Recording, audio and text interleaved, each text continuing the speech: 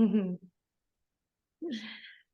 we're here right now with the lovely Holly Andrews. Thank you for joining us today.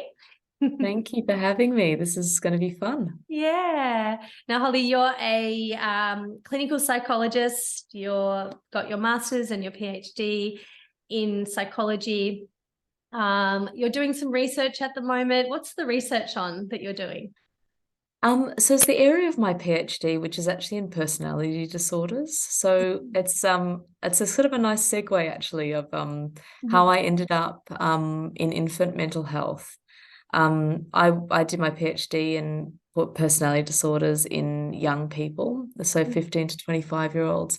And that is actually the area that I'm now working in. So for the last year, I've been working actually with young people rather than infants and parents. But I initially went to work with infants and the mother infant, looking at mother infant interactions with mums who had a serious mental health concern. And my reasoning or kind of underlying motivation was to really understand what the genesis was of the development of kind of more serious mental health problems. So kind of looking at the mother and the infant interaction from day one, and trying to help mums who were feeling really disconnected from their infants. And to sort of, I guess, develop confidence and develop that attachment early on, because we know that it's really important for mum and baby to develop a kind of, I guess, yeah, what you would call a kind of secure bond, and for mum to sort of develop some confidence and a connection with the child. Yeah, beautiful. Yeah, I mean, the word attachment, I feel, is thrown around a lot. It's been kind of, there's a lot of people talking about all these different styles of attachment. There's, for lovers, there's for friendship, there's there's all these different styles and words and sort of thrown around. And I'm really interested in it per se, because I am actually looking after a 6-week-old baby at the moment. Wow. She's beautiful. Well, when I started with her, she was 6 weeks. She's now 14 weeks, 15 weeks. And it's so beautiful. It's only 4 hours a week, but it's the highlight of my week. So gorgeous. And so I suppose, what would you say, when as nannies and educators, when we are working with young infants, why would we want to connect with a child, like offer a secure attachment, and how would we do it in a way? Yeah. So I might rewind just to one step and just talk about what like attachment is and kind of, I guess, the genesis of it. Right. Just first, just to kind of give us a bit of a background, because you're right, attachment, that kind of word is thrown about a lot. And really, if we bring it back to the kind of base level, as mammals, mammals meaning animals and humans, we all have an innate, a kind of born desire for proximity with our caregiver when we're born. And we also have a desire for response when we are in trouble from our caregiver.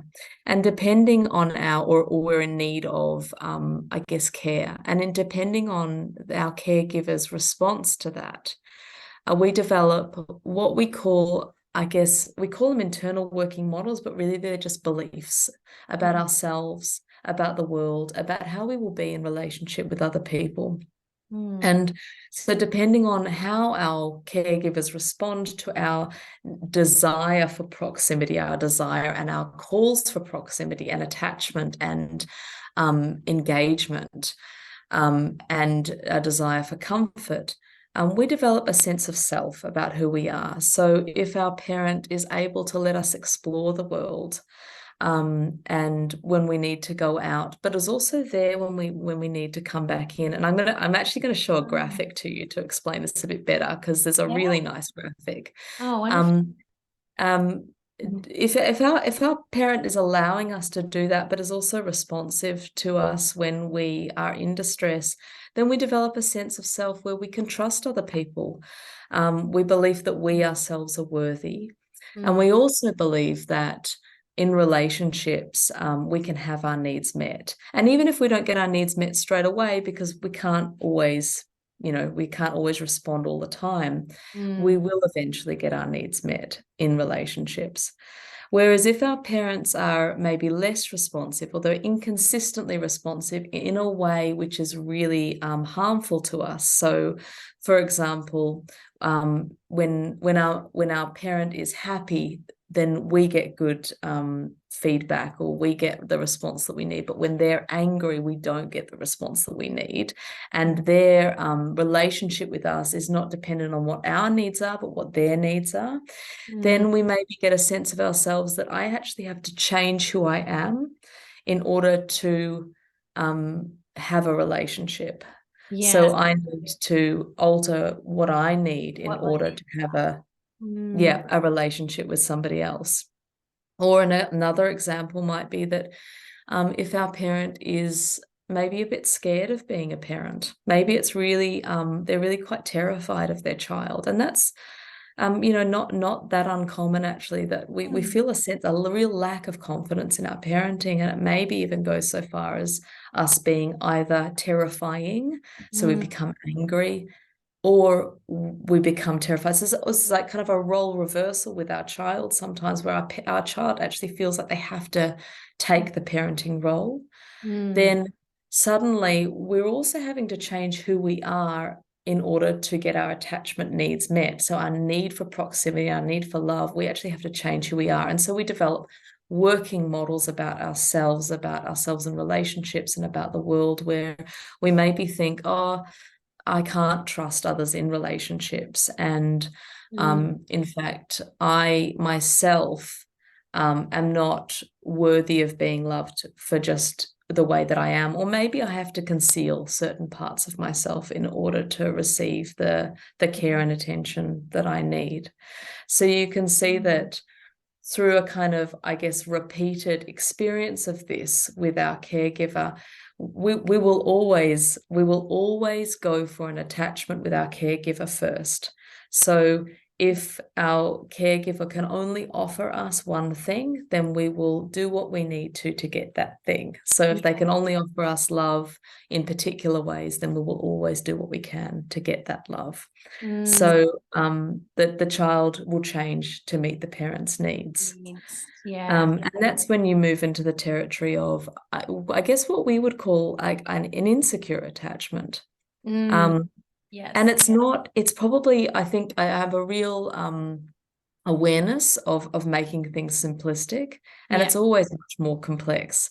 And in fact, all of us, I think these like distinct boundaries between a secure attachment and an insecure attachment are not that distinct. In fact, most of us are potentially quite secure in certain ways, and actually there are certain experiences where we maybe act in relationships in ways that show that maybe certain needs were not met, or certain needs or bids for attention, or bids for, connection were not met. So it's not as black and white as to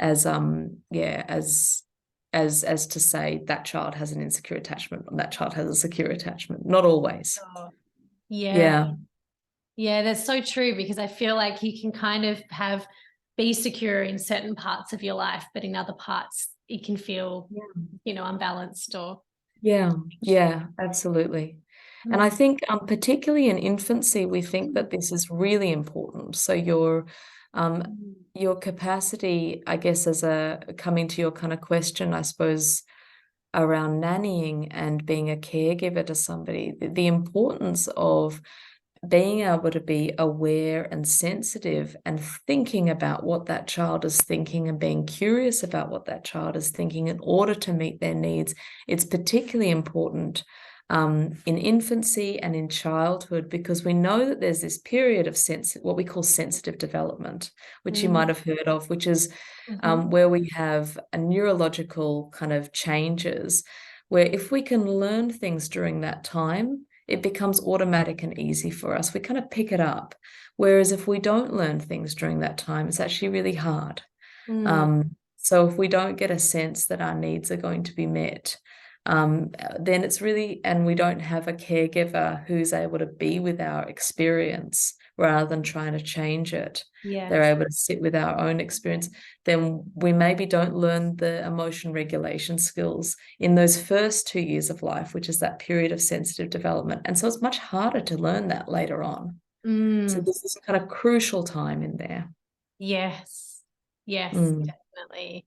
Yeah, and I Yeah. think you hit the nail on the head there. Like, how can we as caregivers and nannies be with the emotion, and be Yeah. with what's actually happening rather than Yeah. fixing it or Exactly. distracting, Exactly. Mm. I've actually, Sarah, I've actually got a graphic that I think would be really helpful because it both shows a kind of, I suppose, a roadmap or an understanding of what secure attachment really is and how, but it also provides here this roadmap of how do we actually give it? Like how do we make sure that our children do have a secure attachment? So I'll Yeah, beautiful. just, you need to enable screen sharing. Oh, I didn't tell you about the graphic before we started. here we go. Does that work? Let's have a look. Yeah, that Yeah. looks good. And now I just need to find, here it is. Yeah. So you might have heard Sarah already. I don't know. Yeah. Can you see that screen? I can Yes. move it No, we bigger. can see it. It's good. What does that, can you see just half the screen or what's the No, we can see all of it. Yeah, that's great. perfect? I think it's heavy. Yeah, great. So this is from a parenting course that I ran online actually during the pandemic for Yeah. parents in the evenings, and it's called Circle of Security. I don't know if I have you have heard heard of of this? this. I have. Yeah. Yeah. So this is a really nice graphic of what it looks like to have a secure attachment. We can see that our parents here are the hands that hold both the secure base for our child to allow our child, and this also works for infants, and I'll describe how it does for infants as well. But we allow our child to go out and explore the world. And when they're exploring the world, at times we allow them, we just watch over them. We don't need to interfere because we can see that they are enjoying themselves or they're wanting to show us something. So maybe it's just that we share a glance with them, a sense of being delighted in. So our child might say, watch me, or my daughter at the moment's doing a lot of watch me run, mummy, and running around. Help me, which is helping your child sort of develop a skill, but the challenge is not doing too much, not taking over. And enjoy with me. So when your child comes to you with a toy, engaging with them if you can, and and playing with them. Yeah, beautiful. And children who go out to explore the world, they often do that because they know that they can come back in. And so the bottom half of the circle here is the safe haven. So being a parent or a caregiver where the child can come to you, they come to you and you're able to protect them. So that might be you actually take control and you stop them from being harmed. It might be a moment of comfort me or organize my feelings, which brings us to that idea that you spoke about, Sarah, even before we started this, which was what they call being with. So just being with the child's experience. That might mean just sitting there and allowing them to experience whatever emotion it is. It can mean labeling it. It can mean, I guess, all of these things mean stepping outside of your own experience and being able to connect with the child in whatever they need in that moment. And we know that parents who are able to do this or caregivers that are able to do this, that the child eventually is able to actually come out of that experience much faster after they have experienced this, because they develop a sense of confidence that when I'm angry, when I'm sad, when I'm frustrated, upset, I have a caregiver who's not scared of what I'm experiencing, and I can move through this and I can come out the other side. And my caregiver will be with me when I can. when that happens. And also delight in me. And delight in me is in the top and at the bottom of the circle, because our children need us to delight in them all the way around the circle. So when they're going out and when they're coming in. And these hands down here are also a really important component, which is always be bigger, stronger, wiser, and kind. So bigger and stronger, meaning that we're the boss. So we're the people who are in control, and our children don't need to be. So we don't need to have a role reversal where we're weaker and we're meaner. And our children need to feel like they have to be bigger and stronger. Yes. And being wiser and kind, it's a sense of we are the people who are holding the situation. And where we can, it says wherever possible, follow my child's need or lead, you could say there. So I guess this comes or really speaks to the need that children have for us to actually watch and wait and just wonder, which is another like kind of technique. Noticing what is it and wondering, I wonder what it is that my child needs from me right now. And I wonder what they're thinking about. I wonder what they might be feeling. Oh, and what kind of moment is this? Is this a watch over me moment? Do I need to get involved here? Is it a help me moment? And how can I help in a way that helps that child develop a skill rather than taking control? Or is it an enjoy with me moment? Can I follow my child, I'm saying my child or the child's need rather than taking charge all the time? And for many of us, it's very difficult. We live in a society where we're always trying to achieve, and we're trying to have quality time, which is sort of stamped in, or we're trying to go somewhere or kind of do something. And it's, of course, that is the reality of our life, but actually wherever possible, our children need us to be able to follow their need. So we're up there in the circle. But it's also important that when we need to, we can take charge. So we can step up and step in to protect our children and let them know that we're the boss, so they don't have to be the boss. Yeah, beautiful. Yeah, I mean, there's so much to say with this picture. I think it's everything that I believe in, and that I use, these skills with children and the families I care for and with our agency. And yeah, it's so true. Like just observing and making sure, like when you're observing, making sure you're not interrupting, just looking, witnessing. The glance over is always so beautiful when you get that from like a little 1-year-old who's like, look at me sort of thing.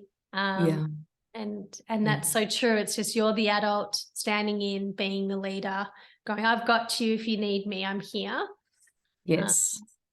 And that sense of wonder and curiosity is, it's very much needed, I think. Sometimes we can, as adults, we get a bit like, oh, you're not doing it right. Let me do it for you sort of thing. And I think what we don't realize is that when we wonder, and sometimes when we wonder out loud, we give our child an experience of what we call mentalization, which is the ability to think about what somebody else is thinking about. So there's that experience, but also the child is becoming to understand that they live in a world where they think about other people as well, and that other people think of them. So they just sort of, I guess, they develop a sense of being able to reflect on their own thoughts and their own feelings, and somebody else is thinking about what I'm thinking about, or isn't that interesting? And actually, it's not just, although these are toddlers, and the toddlers are the easiest to see coming round this circle, we go round this circle too as adults, and infants go around this circle, and adolescents go around this circle. So this doesn't stop when we're children. And if you're thinking about an infant and you're wondering where they are on the circle, for infants, often they can't move, and so they're not physically moving away, but they are moving their heads or they're moving their eyes. So they're going out to explore the world and they're looking around them. And it can be really helpful, particularly for infants, for us to verbalize or vocalize, our curiosities of what they might be looking at. We know that talking to infants is like exceptionally powerful, and there is some research which shows that the more words that we speak to our child by 3, it like has a relationship with their success, their academic success by age 9. So the sort of your engagement with an infant is really, really important. So when an infant looks away, it might be that they're exploring the world. And I think although this seems like an obvious thing, it can be really helpful, I think, for mothers and for people who maybe are personalizing or are not finding it difficult to get out of their own head and into the infant's head and do all of these kind of watch and wait and wonder, because we can sometimes think, oh, they're not looking at me. Is there something wrong with me? Have I done something wrong? And knowing that your child needs time out and they need to look around, or that the infant needs to look around and explore the world, is really helpful. And then they may need to come in as well. And we can never spoil an infant. We can't be with their emotions too much. So there's never a time where we can't comfort them too much. So, I guess spoiling is not setting limits or not setting boundaries, but infants don't have the capacity to understand limits and boundaries. So this is we're not in the realm of needing to think about that with infants. Yes, exactly. And I think I always, working with little babies, I always try and have those moments of connection.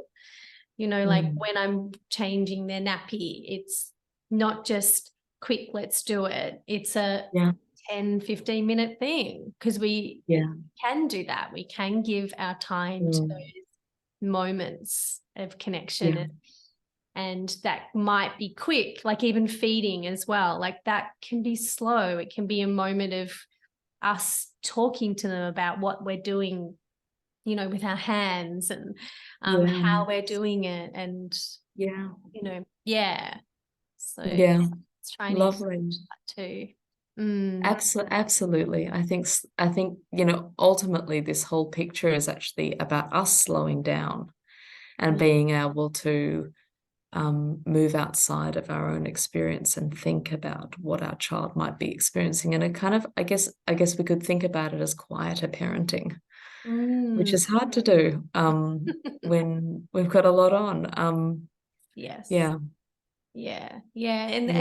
that juggle with 2 kids as well, as you would know, having a 4-year-old and a 2-year-old is hard and challenging for people too. So to find those moments of connection is hard, Yeah, it is. And I think particularly when we spend the whole day, the whole week, or we spend part of our week if we're working goal directed, and then to come home and actually children are not goal-directed individuals necessarily. So being able to slow down and become a bit more flexible, think about what they're thinking about, and engage with our children in a different way creates a sense of connection. And the difficulties that we might be having or with behaviors seem to change actually when we think about our children in a different way. So if our goal for our child is not to keep them happy, but instead our goal is to help them organize their feelings because we're noticing their need, then it becomes a tantrum looks very different if we call it a tantrum. Like it's a moment where we get to sit with our child and experience connection with them and move them through the whole experience. And that is developing emotion regulation, because our children can't regulate their emotions. They need us to co-regulate them. And I mean, an infant can't at all. And as you do this more with your child, or as a caregiver with a child, they develop those skills, but they don't develop them on their own. They don't develop them through time out. They develop them with us, in connection with us. Yes, yeah, exactly. And I feel like, yeah, the infant, when does it go from like the infant to toddler to preschool, let's say 4 or 5 year olds? They're starting to learn how to regulate. Is that right? Like, what's sort of that Yeah. flow? Yeah, absolutely. And I think when I can get rid of this graphic and we can talk again. I think there are many adults that really struggle to regulate their emotions. I struggle to regulate my Yeah. emotions sometimes. Yes, I same. think we're constantly learning. Yes. Yeah, and so you're right that like as an infant, like an infant doesn't know necessarily how to regulate their emotions, but they are still learning. So you might see sometimes an infant showing that they're self-soothing, so they're sucking their thumb and they're upset and they might be looking away. So they're actually kind of saying, I don't necessarily want you to pick me up. I'm trying to do this on my own. So that might be an occasion where the caregiver, puts a hand on the child's lap or speaks to them softly or sits there with them, and they're actually starting to learn those skills on their own. So we're kind of constantly in a state of learning these skills, but there's never a time, I don't think, where this skill called being with, like just being with somebody in their experience of distress, where that doesn't apply. I think even as adults, Yes. we actually need someone to be the secure base and the safe haven for us. Yes. And Exactly. sometimes we need someone to help us organize our feelings and comfort us. Yes, it's so funny, isn't it? A lot of the work that we do when we're with children is the work that we need for ourselves as well. Yeah. So many huge reflections that go on, and I'm sure you found that out being a mother as well, that you're faced with these things and it's like, oh, okay, all right, I can respond differently to that. That's right. Yeah. And I think like it is, you sort of brought me back to talking about parenthood, and the reality of all of this is that we can't be there all the time. And in fact, it's good for us not to be there all the time. So, we're talking about actually good enough parenting, and that term gets thrown around all the time as well. And really what that means is that we do our best to meet our child's needs, and sometimes we miss it. And actually, we want to be a parent that sometimes misses it, because that gives our child a sense of needing to work a bit harder to get their attachment needs met. And then when they do get them met, they think, oh, I actually needed to work a bit harder to have that happen. Things aren't perfect. When we try to be perfect parents, we try to meet our child's need all the time. We try to be on the circle, just watching them, where are you? Yeah. We create quite anxious children, because our child thinks, well, if my parent doesn't meet my needs all the time, what happens? Like that might be quite scary for me. And we also don't give ourselves the opportunities to repair things with our child, to say, I thought I had to do something then. I had to make a phone call, but I could see you're really upset, and I can sit with you now, and we can figure it out together, or whatever it is. Yeah. But we don't get a chance to repair. Or were you upset? I didn't know what was going on there. I actually was really confused about what was happening. Like we can be the parent that's curious and not know, Yes. and repair a rupture with our child. Repair a kind of a problem that's happened, and that's good for our children. Yeah. Yeah, because it also teaches them how to repair as well, and how That's to right. come to any situation in their life that Yeah. needs that Yeah. communication. Yeah. Exactly. They did look, they did some research ages ago, and this, so I'm always a bit wary of mentioning the statistic, but they Yeah. looked at mothers and infants, and they recorded how many times infants had their, or mothers were responsive to the Mm. infant's needs and got it right. And they found that children with secure attachments, their mothers were able to accurately notice their needs about 30% of the time. Yes. Wow. So it's not that high, but the I guess the thing to know about that is it's not about that statistics, it's just about intentionality. You know, Yeah. if you're trying and you're thinking about your child and you're wondering about their experience, or you're thinking about your infant and you're wondering about their experience, and sometimes you don't get to meet their need, then that's fine.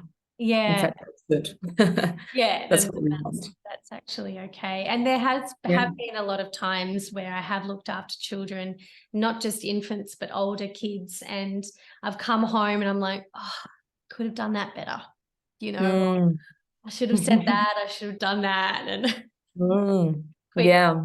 sit down, put a yoga nidra on and lie down and try and shake it out or something, or meditate, Yeah. shake it. But yeah, there's definitely moments that I've had where, yeah, I have doubted myself in a little bit as well with the things that how I've responded. But as you've Mm. just said, it's actually I'm learning so much on the job, and Yeah. it's just part of life.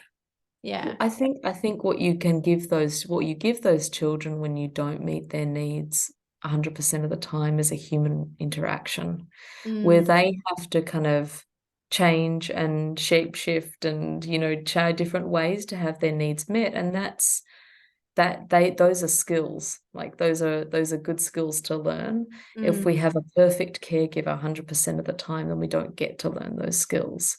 We don't get to actually have a human interaction with someone who is flawed and isn't imperfect. always going to meet our needs. Yeah. Yeah. Yeah. Nothing's perfect, right? We're not all perfect Yeah. humans. Yeah. Yeah. Exactly. Yeah. Exactly. Yeah. Yeah, that's Yeah. beautiful. Yeah, thank you, Holly. Yeah, we've touched on so many things there. Are you still doing Circle of Security things Do you or? know, I'm actually not at the moment. I mean, I'm living in overseas, so not at the moment. But yeah, I haven't done it for a while, but it's an Yeah. amazing course. So I would highly recommend anybody working with children to do that course. I kind of gave you a bit of a flavor of this roadmap, but Yeah. there's actually a lot more to the course, and there's a lot around, I guess, reflecting on ourselves, because that's what really makes the difference, is our capacity to think about what we're feeling and what we're thinking, because if we can't do that, then it's impossible to do it for a child. Mm, And so noticing, yeah, I guess there's a part in the course where we notice what emotions is it that we have difficulty mm, with ourselves. What was it? What emotions did our parents have difficulty being with us with? Because mm, often they're the emotions that we have difficulty being with a child with. yeah. And it's not that we mean to, or not that we set out intending to do this, but we can often, rather than being with a child, as we push them, we might push them to the top of the circle because we Mm, think, no, I can't really tolerate this, so I'm going to distract you instead. And distraction's okay, it's just not okay all the time. If every time your child gets angry or gets yeah, upset for some reason, they are distracted or they're pushed to the top of the circle, they're sent kind of away to explore, to kind of do something on mm. their own, then they don't actually learn these skills, and they don't learn that it's okay to feel those emotions. Yeah, it's almost like learning that they're not loved when they feel those emotions.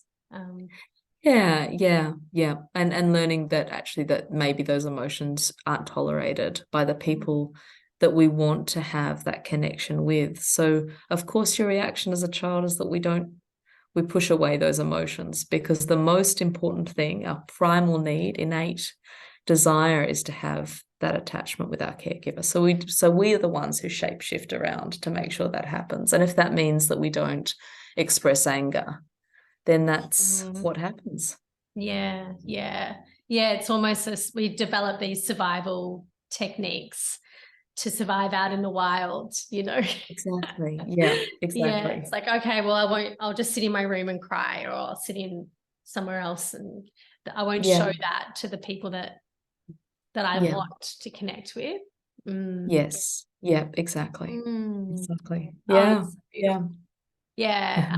Really gave us some really good things to think about with caring for kids. There's so many different layers and so much we can talk about. But yeah, there is. We didn't talk heaps about infants, but no, that's okay. that's okay. Part two. Yeah. Yeah. Yeah, but I'd love to talk a little bit more about that with you in the future. Is there anywhere that we can find any more information about you online or Oh, website? about me? Yeah. Probably not. No, well, I mean, I'm working in the public, mental health system now. Okay. Yeah. And so I'm not working privately. So yeah, I think I still have a kind of page up on I guess for people who are interested in finding out more about infant mental health, you could go to piri.org.au, which is the service that at the Austin Hospital where I was working at.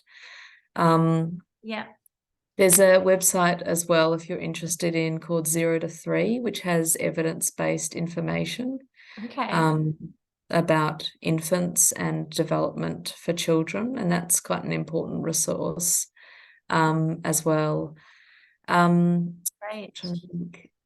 Yeah. And is That the would, Austin Health place, is that in Melbourne, Australia? yeah, that's right. That's in Melbourne. So Yeah. that's more, I suppose, for parents, but they also look at infant mental health as well. Yeah. Excellent. Yeah, and of course, like there are private psychology services. I'm thinking more around I guess, yeah, infant mental health, but that Yeah. run infant mental health courses. So the Centre for Perinatal Excellence in Fairfield in Melbourne run like a really nice infant mental health course as well. Gorgeous. Thank you. Welcome. Thanks for giving all that information and just being here with me today. It's been so nice to connect with you and learn more about, attachment and how to connect with children and why it's so important. So I look forward to chatting again soon. Yeah, absolutely. Thanks, Sarah. Thank Thanks you for so having me. much. You're welcome. Thanks. Okay.